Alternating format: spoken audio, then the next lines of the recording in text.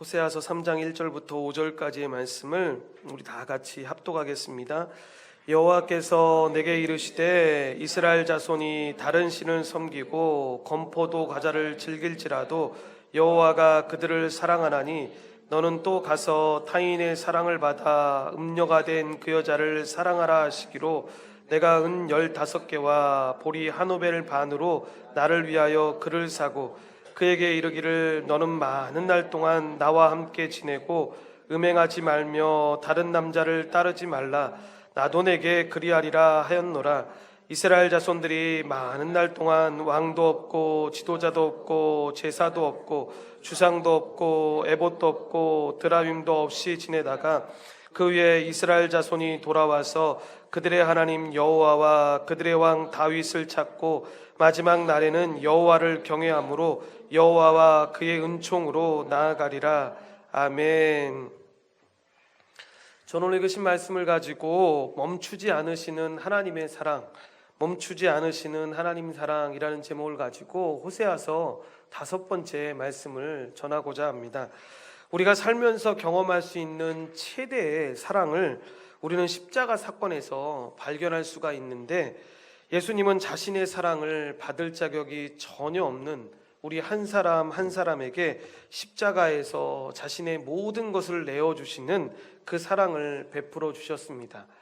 호세아서 3장은 바로 그 십자가 사건의 그림자와 같은 사건으로, 그러니까 그림자와 같은 사건이라는 것이 우리 어린아이들은 이 사건을 통해서 그 십자가의 사건을 볼 수 있다라는 겁니다. 제임스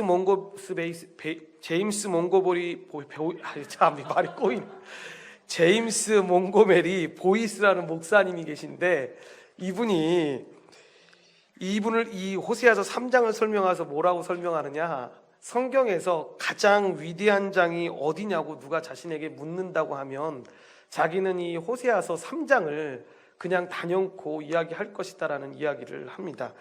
하나님께서는 호세아서 2장에서 이 여러 번 그날이라는 용어를 사용하시면서 비록 이스라엘이 자신의 죄로 인해 심판을 받아 이 포로로 끌려갔지만 먼 훗날 그들을 용서하시고 다시 회복해 주실 것을 약속해 주셨습니다.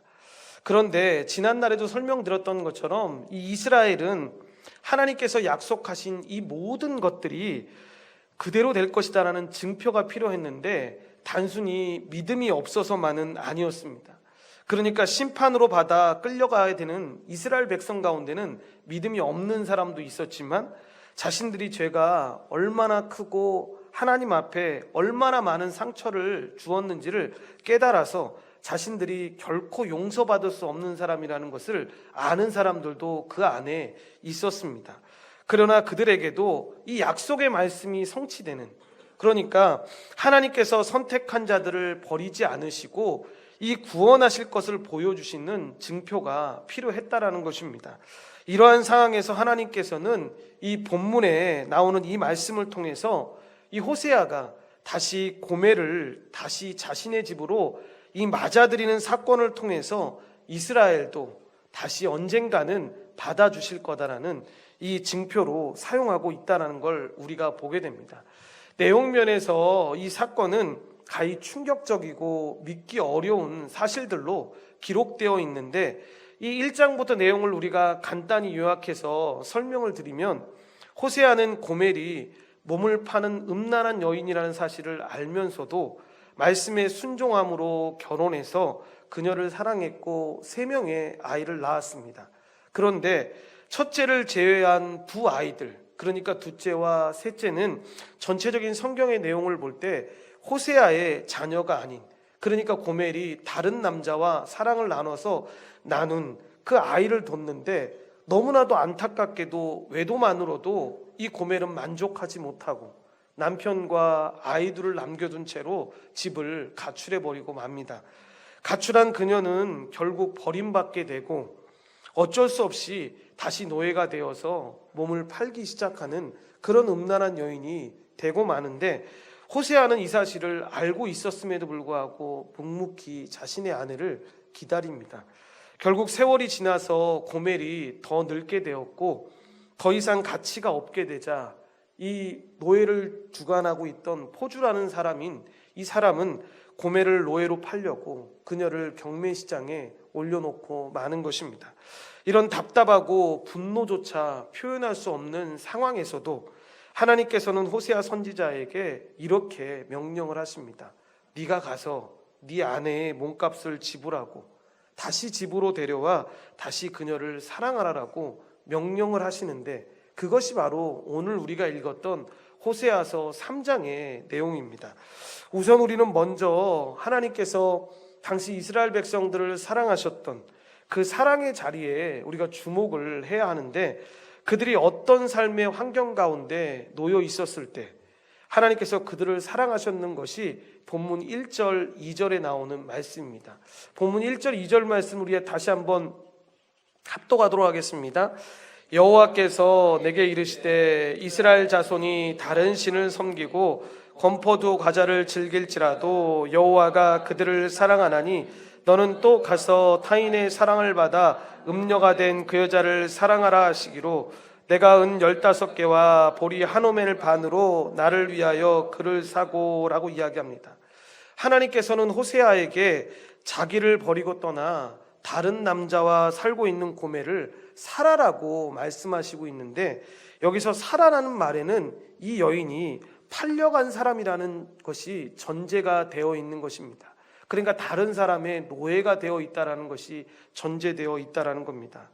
그래서 처음에 이 여인은 자유를 찾아서 쾌락을 쫓아 인생의 무지개를 쫓아 남편의 품을 떠났습니다. 남편에게 떠나는 순간 이 고멜은 그런 생각하지 않았겠습니까? 이제는 내가 예전처럼 자유다. 이제는 내가 새로운 남자를 찾아서 자유의 천지를, 자유의 기쁨을 누리겠다라고 떠났는데, 그녀의 화려한 애추는 얼마 못 가게 되어서 자신이 자유라고 생각했던 그것에 버림을 받게 되고 고멜은 노예시장에 팔리게 되는 것입니다. 그런데 이것은 여러분 어떤 한 가정의 가정사를 지금 이야기하려고 하는 것이 아닙니다. 이 모습이 바로 당시 이스라엘 백성의 모습의 처지였고 죄된 모습으로 살아가고 있는 많은 사람들의 현재의 모습이라는 것입니다.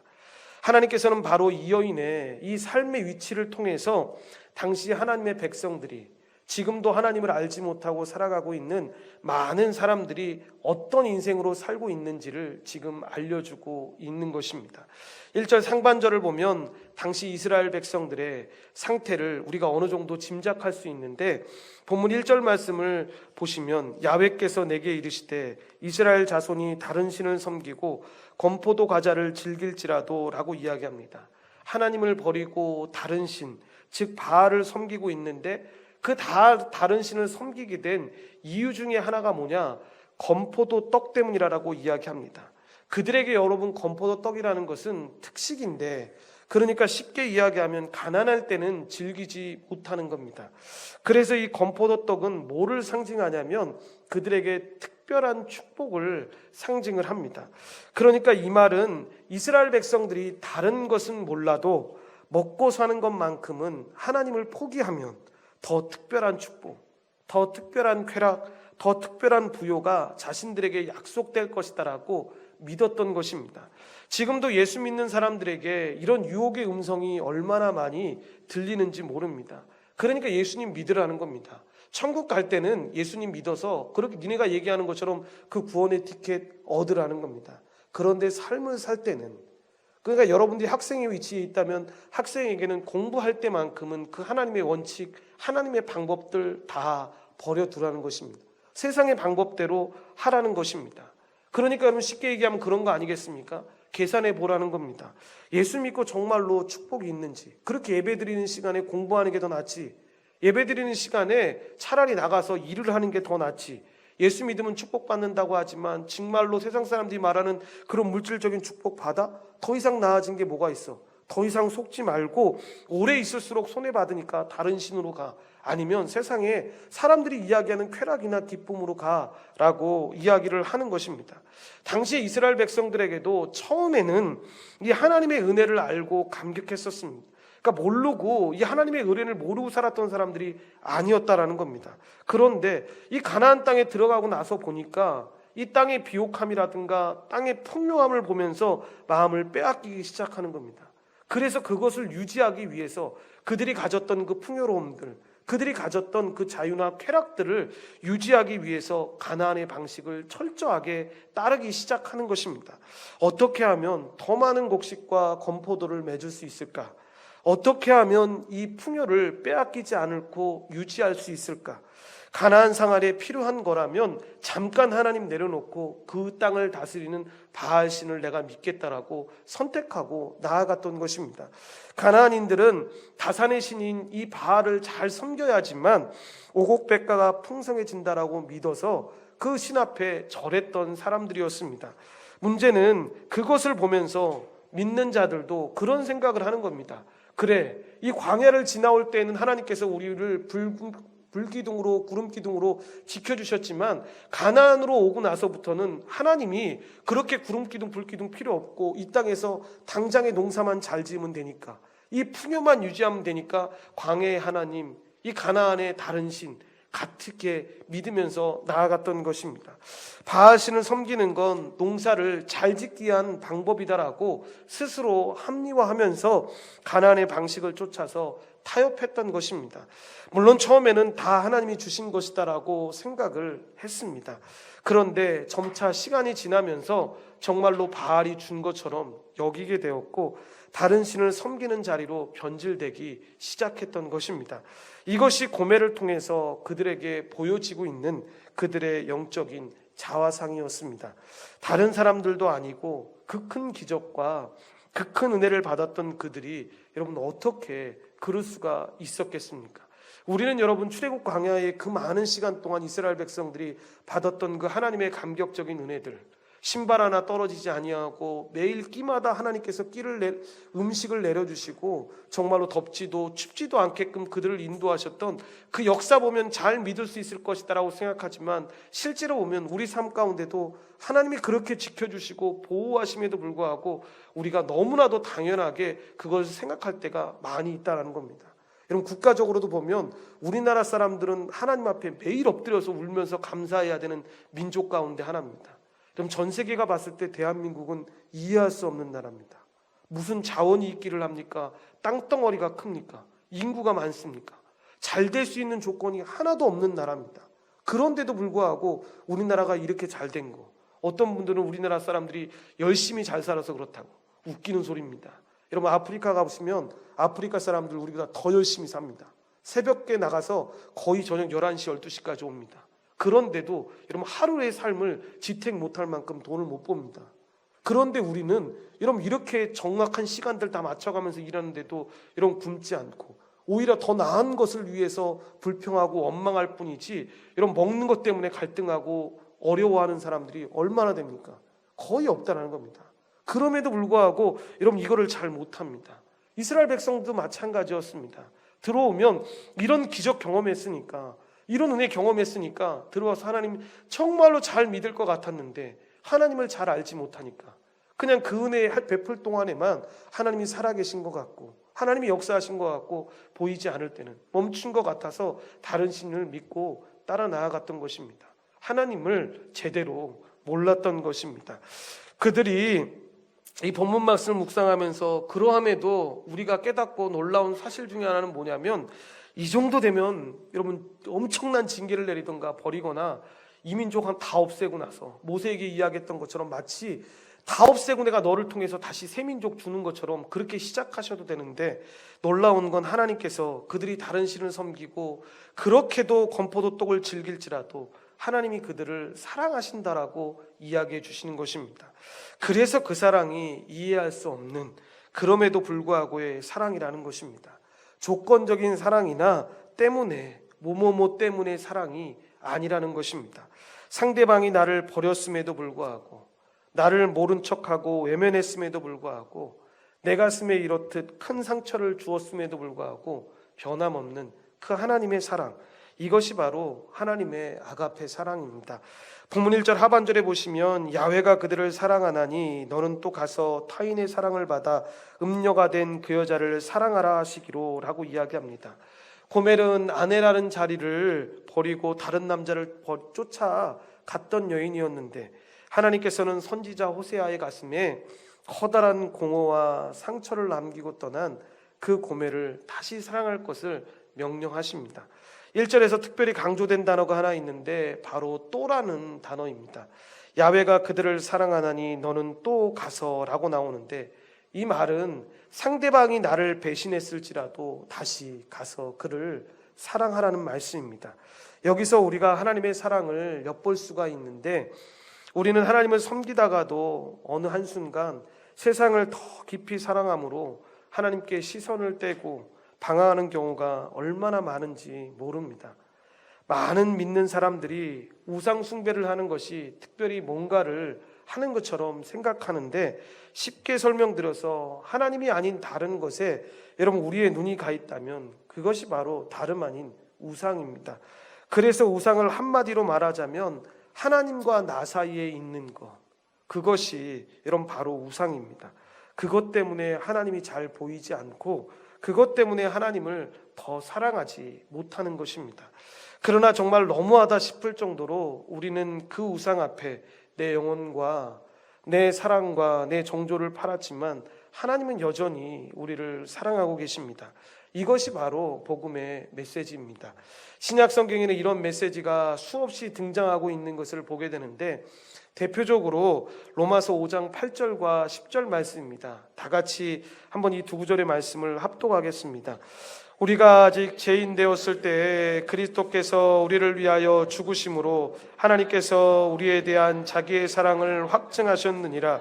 곧 우리가 원수 되었을 때 그의 아들의 죽으심으로 말미암아 하나님과 화목하게 되었은즉 화목하게 된 자로서는 더욱 그의 살아나심으로 말미암아 구원을 받을 것이니라 라고 이야기합니다.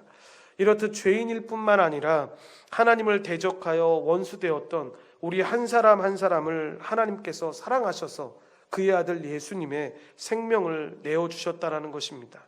제가 이 사람들한테 봤던 글, 이건 저는 실제로 있었던 일인지 몰랐었는데, 이 임용택 목사님이 쓴 희망을 건져 올려라라는 책에 보면 이 뮤지컬 버스에 대한 이야기가 나옵니다. 한 번쯤은 우리가 들어봤을 예화인데, 여러분 이 뮤지컬은 스위스 한 시골 동네에서 있었던 실제 있었던 이야기를 이 소설로 뮤지컬로 만든 이야기입니다. 어느 날 시끄러울 동네 사람들을 다 이 버스에 싣고 산길을 굽이굽이 돌아가던 버스가 갑자기 브레이크 고장을 일으키게 됩니다.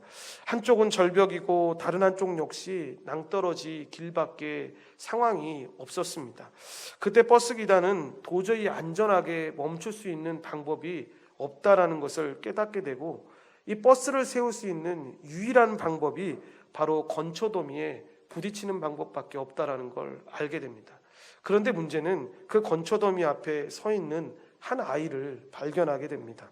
생가사의 중요한 이 갈림길에 놓이게 된 것인데, 그냥 돌진하면 아이가 죽게 되고 아니면 그곳에 가지 않으면 버스 승객 7명이 생명을 놓치게 되는 경우였습니다.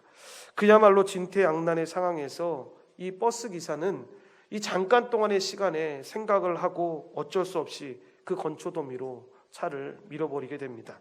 결국 아이는 차는 결국 가까스로 멈추게 되고 아이는 그 자리에서 죽게 됩니다. 버스에서 살아남은 승객들은 두 가지의 반응을 보였다고 합니다. 첫 번째 반응은 자신이 치워 죽인 아이를 부둥켜 안고 이 오열하는 기사를 보면서 함께 우는 사람들, 다른 한 사람은 가엾은 어린아이를 무참히 받아서 죽인 그 기사를 손가락질을 하는 거였습니다. 그런데 사람들은 한 가지 사실을 알고는 더 이상 아무 말도 하지를 못했습니다. 그것은 바로 그 죽은 아이가 그 버스 기사의 아들이었습니다. 버스 기사는 자기 아들을 희생하면서까지 다른 승객들의 목숨을 살려낸 것입니다. 이 뮤지컬의 마지막 노래의 가사가 이렇습니다. 누군가가 사랑했기에, 누군가가 희생했기에 이제 우린 새로운 삶을 살아갈 수 있습니다. 바로 이 이야기가 하나님께서 우리에게 들려주시는 은혜의 이야기입니다. 이 세상 누군가는 아직도 이런 논쟁을 하고 있는지 모르겠습니다. 아들을 부둥켜 안고 있는 아버지를 보면서 꼭 그런 선택을 해야 했는가?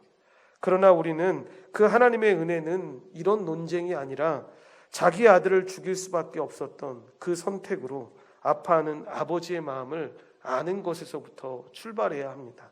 그래서 여러분, 고난주일이 되면 우리가 특별히 예수님의 십자가 형상을 보여주고 못에 박히는 형상들을 보면서 안타까워하는 마음도 있지만, 부모 되신 분들은 알겠지만 예수님의 그 아파하는 마음이, 예수님의 그 고통이 가만다라는 것이 아니라 고통이 굉장하심에도 불구하고 그것을 지켜봐야 하는 아버지 하나님의 마음은 더 아프시다라는 것입니다. 로마서 8장 5장 8절 말씀을 다시 한번 합독하겠습니다. 우리가 아직 죄인 되었을 때에 그리스도께서 우리를 위하여 죽으심으로 하나님께서 우리에 대한 자기의 사랑을 확증하셨느니라 라고 이야기합니다. 우리가 아직 죄인 되었을 때, 그러니까 자격이 아닌 우리에게 베풀어 주신 하나님의 은혜라는 것입니다. 우리의 착각은 종종 누구누구에게 은혜가 필요하다라고 생각을 하는데, 성경은 하나님의 은혜가 필요하지 않는 사람은 아무도 없다라고 이야기를 합니다. 얼마나 가슴 아픈 사랑입니까? 이 하나님께서 호세아에게 사랑을 명령하셨던 자리가 바로 이런 자리였는데, 고멜이 너를 배신했다. 너의 마음에 정말 씻을 수 없는 상처를 남겼다. 그런데 너는 가서 다시 고멜을 사랑해야 한다. 그러면 너도 나의 심정을 알게 될 것이다 라는 이야기를 한 것입니다. 호세아로 하여금 이 하나님의 메시지를 온몸으로 경험하게끔 만들어 주신 것입니다. 그래서 호세아는 이 개인적인 고통을 통해서 하나님의 그 큰 사랑을 조금이나마 이해할 수 있게 됩니다. 우리들은 그렇게 하나님을 반역하면서 하나님을 떠나감으로 하나님이 아닌 다른 곳에 우리는 시선을 두게 되는데, 하나님께서는 여전히 변함없이 우리를 사랑하셨습니다. 그러므로 어제도 오늘도 이 하나님의 사랑에는 변함이 없다라는 것입니다. 본문 2절 말씀을 다 같이 합독하겠습니다. 내가 은 15개와 보리 한 오멜 반으로 나를 위하여 그를 사고 라고 이야기합니다. 호세아가 돈과 곡식을 가지고 가서 이 고멜을 사서 집에 데려왔는데 그가 치른 값이 여기에 지금 나옵니다. 뭐라고 나오냐면 보리 한 오멜 반과 은 15세겔이라고 이야기합니다. 여러분, 그 당시 노동자의 1년 수입이 은 5세겔에서 10세겔이었다는 점을 감안한다면 여러분, 이 돈은 만만치 않은 정말 큰 돈이었습니다. 지금 상황으로 설명드리면 호세아는 자신을 배반하고 자신을 버리고 떠난 이 고멜을 다시 데려오게 하기 위해서 일반 노동자가 2, 3년 동안을 아무것도 쓰지 않고 모았던 그 돈, 큰 돈을 지불하면서까지 이 고멜을 데려왔던 것입니다. 그런데 왜 호세아는 돈만 가지지 않고 여러분 곡식도 함께 가지고 가서 여러분 고멜을 산 것이겠습니까? 이런 상황을 보면서 어떤 신학자는 이런 얘기를 합니다. 호세아가 하나님의 명령을 받고 고멜을 다시 집으로 데려오려고 하는데 집이 있는 것들 중에서 돈이 될 만한 것들을 다 하나씩 팔았지만 액수가 턱없이 부족했던 것입니다. 여러분, 청렴하게 살아왔던 선지자에게 무슨 돈이 있을 수가 있었겠습니까? 결국 그는 부족한 돈을 마련하기 위해서 있는 대로 사람들에게 빌릴 수 있는 돈을 모두 빌렸음에도 불구하고 돈이 부족했던 것입니다. 그래서 그는 마지막 수단으로 자신이 먹고 살아야 할 그 곡식마저도 수레에 싣고 포주를 향해서 떠났던 것입니다. 그리고 포주에게 부탁을 하는 것입니다. 내가 가지고 있는 모든 것, 물질적인 뿐만 아니라 우리가 당장 내일 먹을 것이 없음에도 불구하고 모든 것을 이 아내를 사기 위해서 왔으니까 제발 이 아내를 돌려달라고 처량하게 애원하고 있는 것입니다.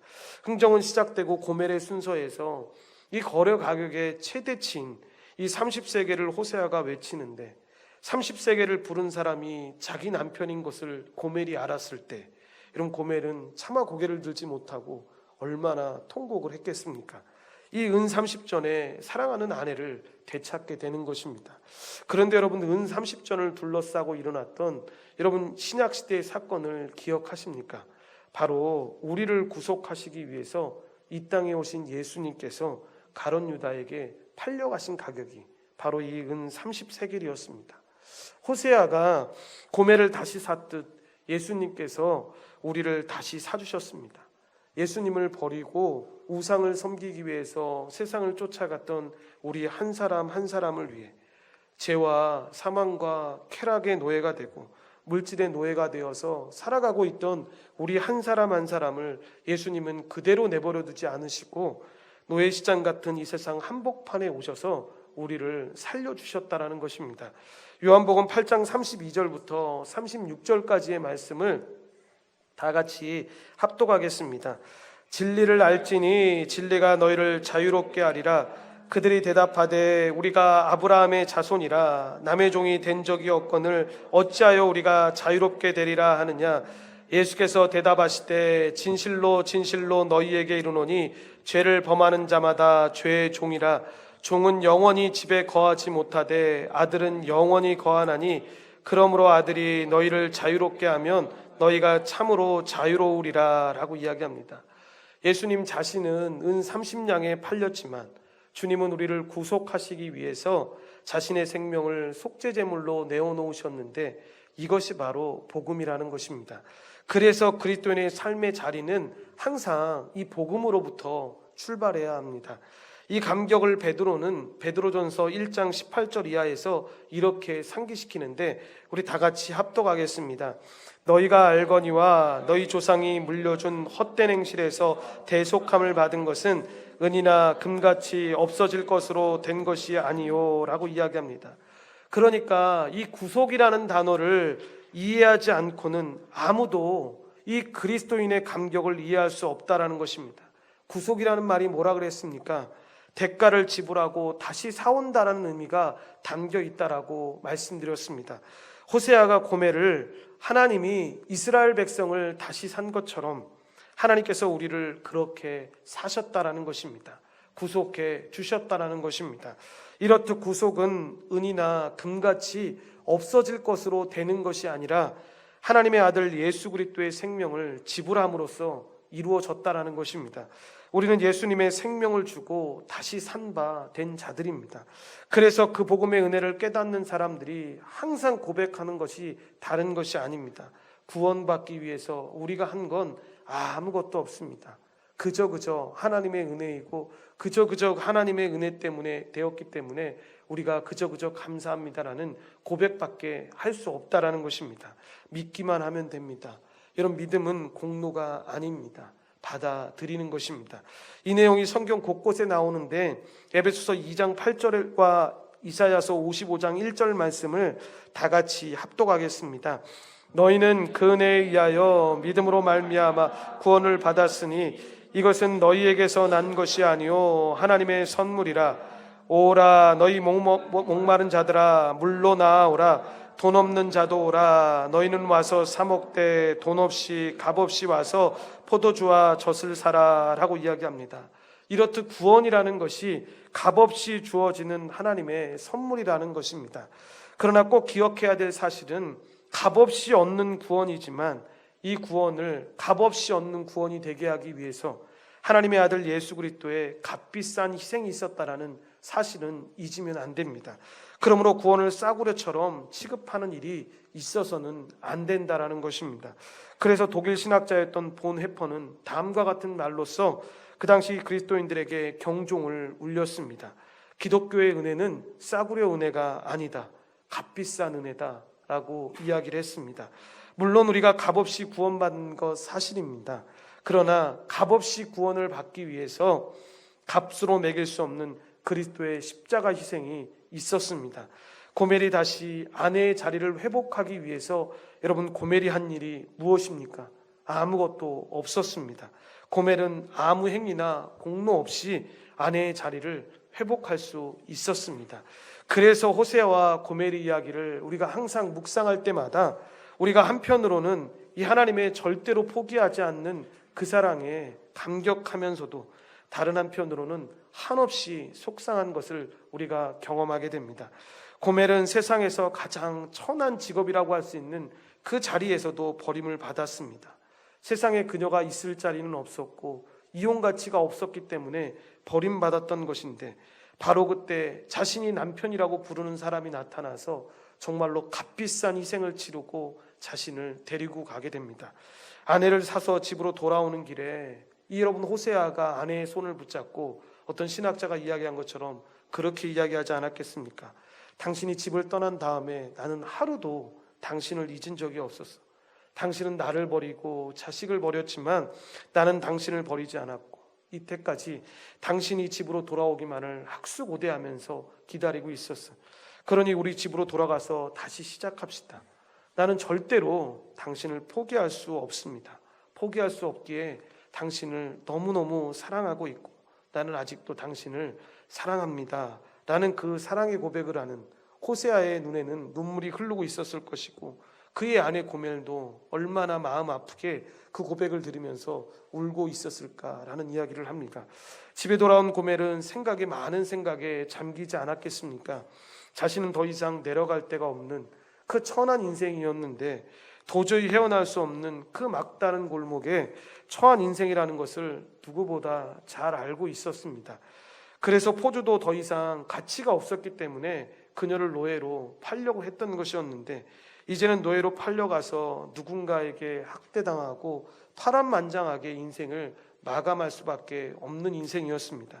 그런데 그 순간 호세아가 나타나서 자신의 모든 것을 다 바쳐서 그녀의 몸값을 치렀던 것입니다. 고멜은 그때 알게 되는 겁니다. 호세아가 자신을 위해서 얼마나 큰 사랑을 가지고 사랑하고 있는지. 사실 고멜은 자기 같은 사람이 이와 같은 사랑을 받을 수 있다는 사실이 여러분 믿기지가 않았을 것입니다.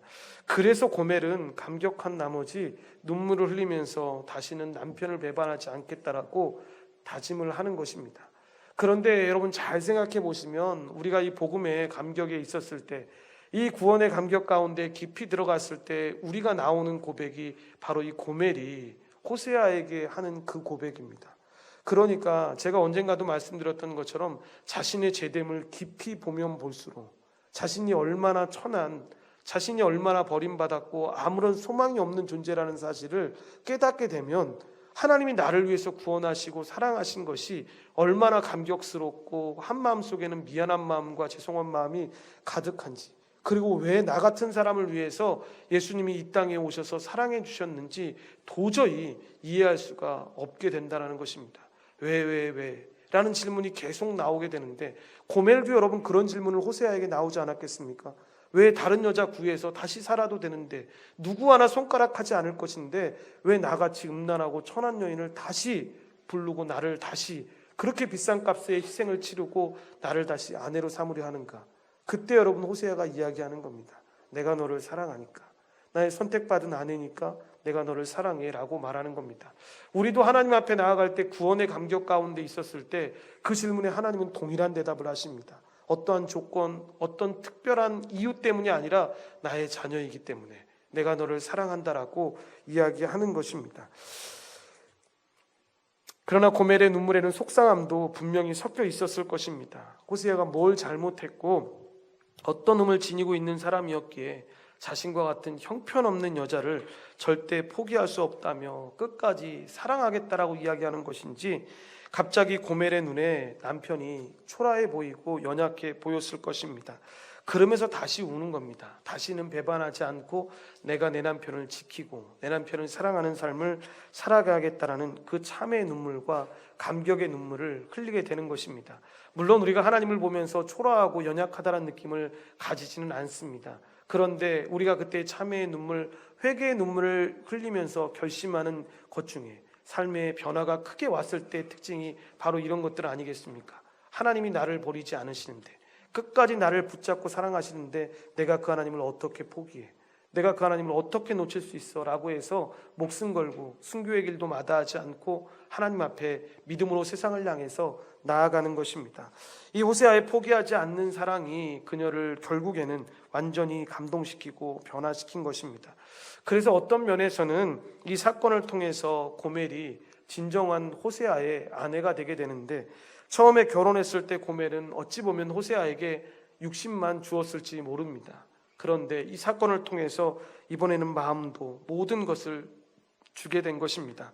여기서 호세아가 끝까지 고멜을 포기하지 않았던 것을 비유적으로 하나님께서는 우리를 끝까지 포기하지 않고 사랑하심을 이야기하고 있습니다. 그래서 이 은혜를 깨닫는 많은 사람들이 고멜과 함께 울게 되는데, 그녀와 함께 똑같이 참회의 눈물을 흘리고 하나님 앞에 나아오게 되는 것입니다. 그리고 고멜같이 형편없는 우리 한 사람 한 사람을 끝까지 포기하지 않으시는 그 하나님의 그 사랑 앞에 회개하며 나아가는 것입니다. 우리가 하나님이 어떤 분이시고 하나님이 우리를 위해서 어떤 일을 행하셨는가를 깨닫게 되면 다시는 우리가 하나님의 마음을 상하게 한다거나 잘못된 길로 걸어가지 않고 하나님의 은혜로 살기 위해서 작정하고 나아가는 것들을 보게 되는 이유도 바로 여기에 있는 것입니다. 이 구속의 사랑을 받는 사람들에게 주님이 기대하시는 바가 있는데 그 내용이 본문 3절부터 5절에 나옵니다. 첫째로 여러분, 거룩한 삶입니다. 우선 본문 3절 말씀을 다 같이 합독하도록 하겠습니다. 그에게 이르기를 너는 많은 날 동안 나와 함께 지내고 음행하지 말며 다른 남자를 따르지 말라. 나도 내게 그리하리라 하였노라 라고 이야기합니다. 호세아가 고멜을 다시 사들임으로써 그가 법적으로 남편에게 속한 자가 되었다라는 것입니다. 우리가 그리스도를 믿는 그 순간부터 여러분, 우리도 그리스도께 속한 자가 됩니다. 그렇다면 하나님께서는 우리에게 뭐라고 말씀을 하시겠습니까? 호세아가 고멜에게 말한 것처럼 똑같이 말씀하실 것입니다. 아내를 되찾는 밤 호세아가 고멜에게 이렇게 말하지 않았겠습니까? 내가 당신에게 부탁하는 건 단 한 가지뿐이다. 다시는 집 나가지 말고 나도 신실한 남편이 될 테니까 당신도 내게 그런 아내가 되어줬으면 좋겠어라고 부탁하지 않았겠습니까? 하나님도 여전히 하나님 백성이 된 이스라엘 백성들에게, 우리들에게 동일한 그런 언약의 말씀을 하십니다. 내가 너의 하나님이 되어주겠다. 너희들은 나에게 순종하고 나의 뜻을 따라서 살아가라. 그럼 너희들에게 복을 줄 것이다. 이게 변하지 않는 하나님의 언약의 약속입니다. 가늠하다 잡혀온 여인에게 예수님이 하셨던 말씀도 비슷합니다. 이 여인 돌로 쳐 죽여 했던 사람들, 이 물러가자 예수님께서 이 여인에게 뭐라고 하십니까? 나도 너를 정죄하지 아니하노니. 그리고 여기서 끝나지 않고 뭐라고 이야기합니까?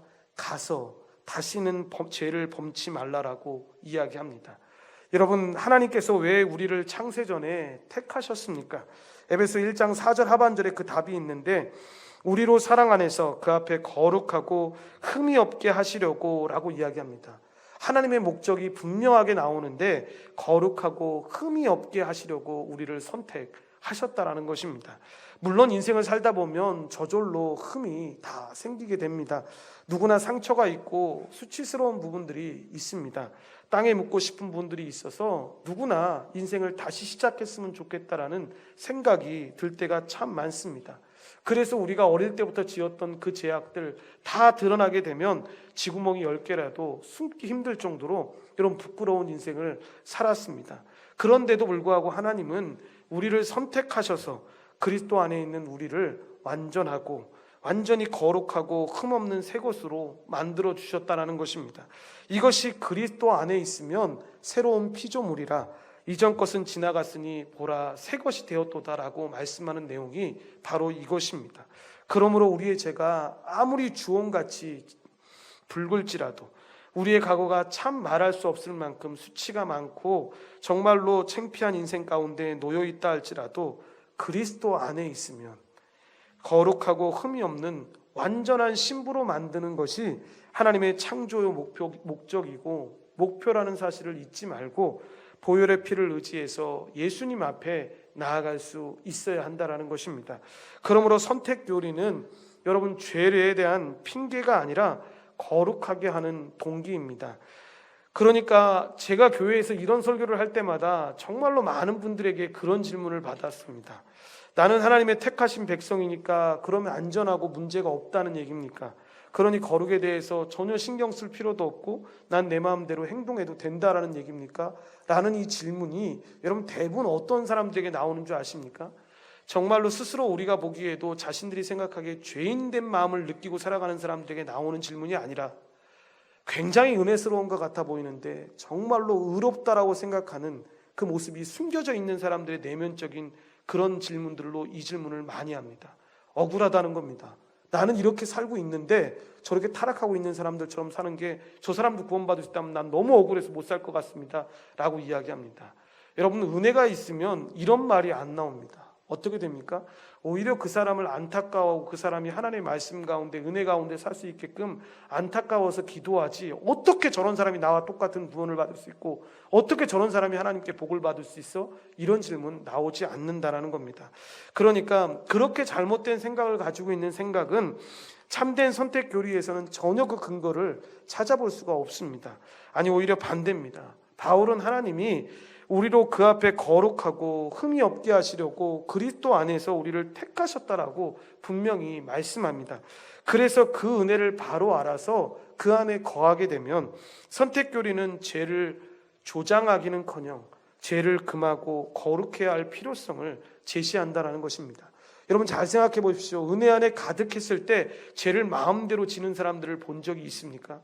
제가 어떤 청년한테도 질문했던 것 중에 하나가, 내 마음 가운데 은혜가 풍성하고 하나님의 그 복음의 능력이 풍성하게 임하고 있는데 이걸 잘못 깨달아서 죄를 마음대로 져도 구원파처럼 한 번 구원받았으니까 이제 끝났다 이렇게 살 수 있겠냐고. 살라고 해도 그렇게 살 수 없는 게 우리의 존재라고. 하나님이 그렇게 우리를 만들어 주셨다라고. 여러분 얼마나 놀라운 일입니까? 하나님이 우리를 택하신 목적이 거룩하고 흠없는 사람을 만들기 위해서라는 겁니다. 여러분 이유는 너무나도 간단합니다. 거룩하고 흠이 없어야지만 여러분 하나님과 사귐을 가질 수 있기 때문에 그렇습니다. 그래서 우리가 하나님과 대화할 수 있고 하나님 앞에 기도할 수 있는 이유는 뭐냐면 그 안에 예수 그리스도가 있기 때문에 우리가 하나님을 볼 수 있는 것이지, 예수 그리스도가 없다면 우리는 하나님 앞에 직접적으로 나아갈 길이 없다라는 것입니다. 구원받은 모든 사람들에게 그래서 예수님은 거룩한 삶을 기대하십니다. 내가 거룩하니 너희도 거룩하라. 내 죄는 다 씻겨졌고 내가 다 너를 용서했으니까 이제 과거는 끝났으니까 이제는 새롭게 살아가라는 것입니다. 거룩을 부탁하시는 그 주님의 기대에 부응하는 삶을 살아야 합니다. 둘째로 훈련의 삶입니다. 본문 4절 말씀을 다 같이 합독하겠습니다. 이스라엘 자손들이 많은 날 동안 왕도 없고 지도자도 없고 제사도 없고 주상도 없고 에봇도 없고 드라빔도 없이 지내다가 라고 이야기합니다. 이 말씀은 이스라엘 백성들의 역사적 경험을 말씀하고 있는 것인데, 하나님께서는 이스라엘 백성들로 하여금 다시 하나님 앞으로 돌아오게 하기 위해서 그들을 징계하셨는데 이방 나라의 포로가 되어서 끌려가게 하셨습니다. 그러니까 여러분 오해하시면 안 됩니다. 이스라엘 백성이나 우리의 삶을 살아가는 동안에 징계를 받거나 어려움 가운데 처했을 때 하나님이 나를 버리신 거 아니야? 하나님이 살아계신다면 어떻게 이룰 수 있어? 라는 말을 여러분 조심스럽게 해야 합니다. 왜냐하면 나에게 고통이 찾아오는 것이, 징계가 찾아오는 것이 하나님이 버림받아서가 아니라 오히려 그 일을 통해서 하나님께서 은혜를 되찾게 하는 경우들을 많이 우리가 보기 때문에 그렇습니다. 그러니까 쉽게 이야기하면 이놈들 고생 좀 한번 해봐라 해서 고난을 주는 것이 아니라 사랑의 설득을 지금 하고 있는 겁니다. 이 일을 통해서 원래 가야 될 그 바른 길을 찾아오라는 것입니다. 포로로 끌려가서야 비로소 그들이 어떻게 합니까? 그곳에서 우리가 말하는 이 교회 모임들, 회당을 갖게 짓고 하나님의 말씀을 묵상하기 시작하는데, 그러면서 어떻게 됩니까?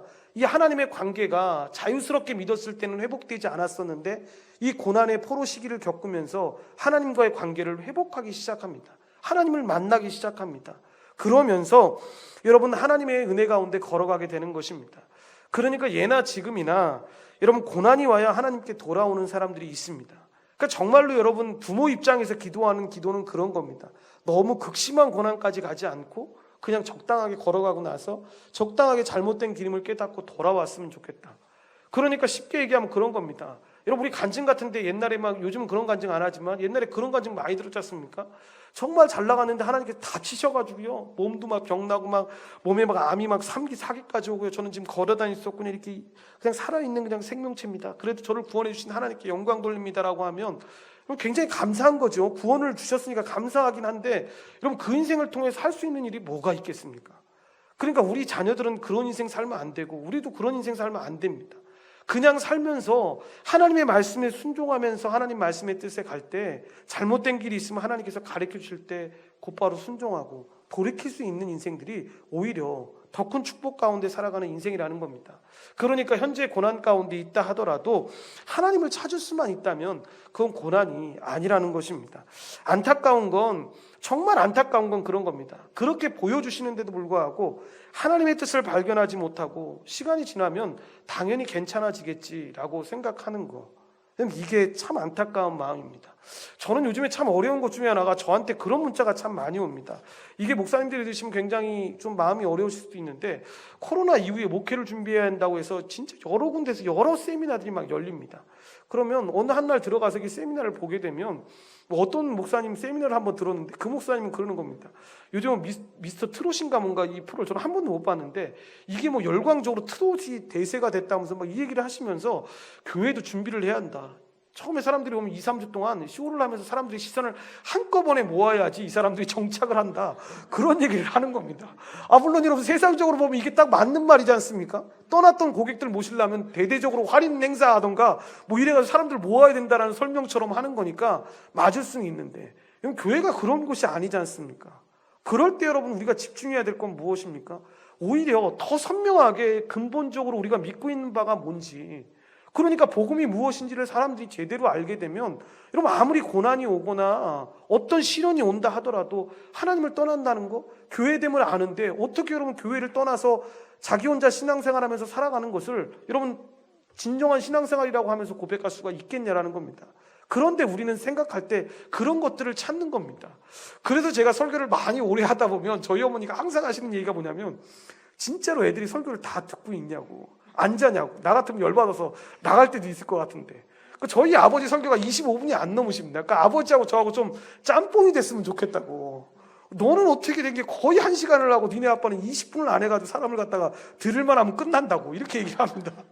그래서 아버지한테, 야, 아버지는 진짜 대단한 능력의 소유자라고 어떻게 그렇게 짧게 하시냐고 내가 이렇게 얘기를 하는데, 여러분 우리가 꼭 집중해야 될 것들이 있는 것 중에 하나가 뭐냐면, 정말로 시련이 오거나 고난이 올 때가 되면 시간이 지나면 당연히 지나가는 게 아닙니다. 그 문제를 해결해야지만 근본적으로 여러분 넘어갈 수가 있는 겁니다. 사절에 쓰여있는 왕, 제사, 주상, 에봇, 드라빔 같은 것은 이 우상 숭배와 관련된 용어들입니다. 그러니까 감사하게 멀리 포로로 끌려오다 보니까, 여러분 멀리 포로로 끌려오면서 가나안 땅에 있었던 우상들을 끌고 왔겠습니까? 우상들을 하나도 안 갖고 오는 겁니다. 다 없어졌습니다. 하나님이 깨끗이 정리하셨고요, 오직 하나님만 우리 생각하도록 하셨습니다. 그럼 이것이 훈련입니다. 그러니까 제가 언젠가도 얘기 들었던 것처럼 중국에 공산당이 들어선 다음에 모든 선교사들을 다 쫓아냈을 때 선교사들이 그렇게 애통해하면서 울었는데, 놀라운 게 뭔지 아십니까? 채 5년이 지나서 중국 땅의 복음에 놀라운 역사들이 일어나기 시작하는데 왜 일어났는지 아십니까? 공산당이 이 복음만 못 듣게 했던 게 아니라 모든 잡다한 종교들을 다 없애버렸습니다. 다 깨끗해졌습니다. 그런데 여러분 잘못된 신이니까 그 사람들은 다 그냥 버렸죠. 그런데 예수 믿는 사람들은 버릴 수가 없지 않습니까? 그러니까 오히려 사람들의 마음 가운데 복음의 더 놀라운 역사들이 그 사람들 가운데 일어났던 것입니다.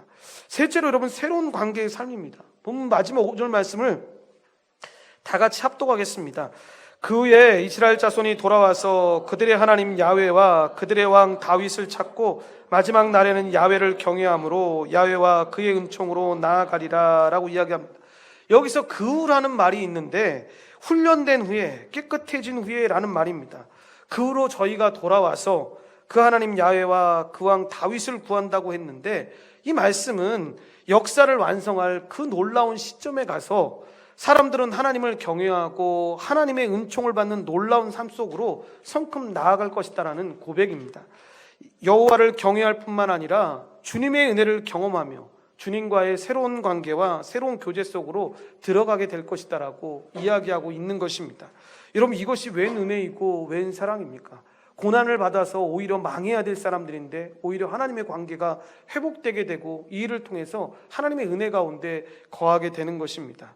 바로 그 약속이 여러분 오늘 우리에게 이루어진 것을 우리가 여러분 항상 감사하면서 찬양하면서 살아가야 합니다. 하나님께서는 우리 한 사람 한 사람으로 말미암아 이 주님의 보혈로 구원함을 받아서 이렇게 거룩하고 훈련된 삶을 살 뿐만 아니라 주님과의 새로운 관계, 새로운 교제 속에서 살 것을 기대하십니다. 처음 시간에 말씀드린 것처럼 이스라엘은 여러분 제사가 부족해서, 그러니까 우리말로 하면 예배가 부족해서 멸망한 백성이 아니었습니다. 더 정확하게 이야기하면 이스라엘 백성들은 하나님의 마음을 잃어버려서 하나님을 아는 지식이 없어서 망한 백성이었습니다. 그래서 호세아서는 일관되게 하나님을 아는 일에 집중하라라고, 여러분 계속해서 이야기하는 것입니다. 하나님께로 돌아가는 것은 어떤 행실이나 공적, 업적이 아니라 하나님이 어떤 분인지를 아는 데 달려 있습니다. 그러니까 하나님이 어떤 분인지만 알면 여러분 하나님을 잘 믿을 수밖에 없습니다. 그런데 문제는 하나님이 어떤 분인지를 모르는 겁니다. 세상에 성공하는 법은 아는데, 사람들과의 관계에서 이기는 법은 아는데 하나님이 어떤 분인지는 모르는 겁니다. 예수님이 어떤 분인지, 우리가 믿고 있는 것이 무엇인지를 모르는 겁니다. 그러니까 넘어지는 겁니다. 그래서 우리가 하나님의 말씀을 제대로 받을 수만 있다면, 하나님 말씀 앞에 우리가 돌이켜서 회개할 수만 있다면 우리에게는 아직 희망이 있다는 것입니다. 말씀이 주어지는 한 우리에게는 아직 기회가 있습니다. 그래서 여러분 시대를 볼 때도 그렇고 가정이나 사업장을 볼 때에도 여러분 사람들이 고백하는 입술의 고백만 봐도 그 민족에 희망이 있다, 소망이 있다, 정말로 이 민족 별로 오래가지 않겠다라고 생각하는 이유 중에 하나가 뭐냐면, 여러분 대부분 이렇게 찾아온 어려움의 고난이라든가 시련의 고난이 어디에서 왔는지를 사람의 입술의 고백이 어떻게 고백하는지만 봐도 됩니다. 그런데 참 안타까운 건 여러분 지금 한국에 있는 많은 그리스도인들이 이렇게 코로나 사태가 오고 이렇게 경제적으로 어려움이 왔을 때 정말로 많은 대다수의 사람들이 이 문제의 근원을 교회에서 찾지를 않습니다. 본인들에게서 찾지를 않습니다. 대통령에게서 찾고, 경제를 이끌어가는 사람들을 찾고, 중국이라는 나라에서 찾고, 여러 가지 민족들을 통해서 이 어려움, 이 두려움을 몰아내려고 합니다. 여러분 그러면 문제는 절대로 해결되지 않습니다. 우리가 하나님 앞에 기도해야 될 건 뭐냐면 말씀이 주어지는 것, 말씀이 주어져서 바로 깨달을 수 있는 것. 하나님이 모든 문제의 근원이 내가 마음을 돌이켜서 하나님께 가야 되는데 그렇게 하지 못한 것 하나님 회개합니다 라고 돌이켜야 합니다. 오늘 우리에게 하나님의 말씀을 주실 때 그 말씀이 우리의 심령에 박혀서 회개하고 돌이키는 다윗의 길을 가면 우리는 살 것이지만, 사울처럼 원망하고 이 돌이키지 않는 삶을 살면 결국에 자신만 망하는 것이 아니라 가문도 망하는, 나라도 망하는 그 어려움을 당하게 되는 것입니다. 그래서 예수 믿는 사람들, 저와 여러분같이 복음을 알고 있는 사람들은 우리 아직 희망이 있습니다, 우리에게 기회가 있습니다 라고 말하는 이유 중에 하나는 뭐냐면, 우리가 이 문제의 근원적인 이유를 다 알고 있기 때문에 그렇습니다. 그래서 하나님께 기도하는 겁니다. 하나님 제발 이 민족의 많은 사람들이, 그리고 제가 마음을 돌이켜서 하나님께 돌아오게 도와주십시오. 이 구원의 감격을 깨닫게 도와주십시오. 어떤 상황과 환경이 와도 하나님의 은혜 가운데 걸어갈 수 있는 믿음의 사람 되게 해주십시오라고 기도를 하면서 걸어가야 합니다. 그런 하나님의 은혜가 여러분 삶 가운데 넘쳐나게 되시기를 간절히 축원드립니다. 기도하시겠습니다.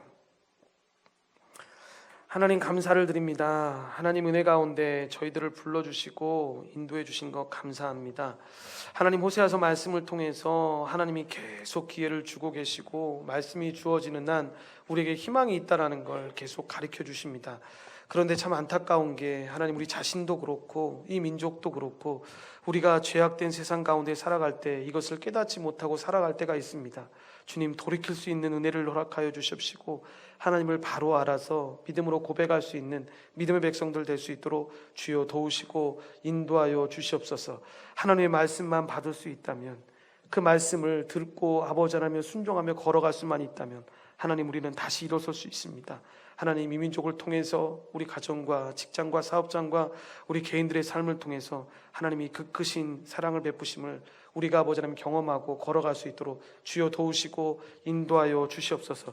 모든 걸 주님께 감사드리오며 예수님의 이름으로 기도드리옵나이다. 아멘.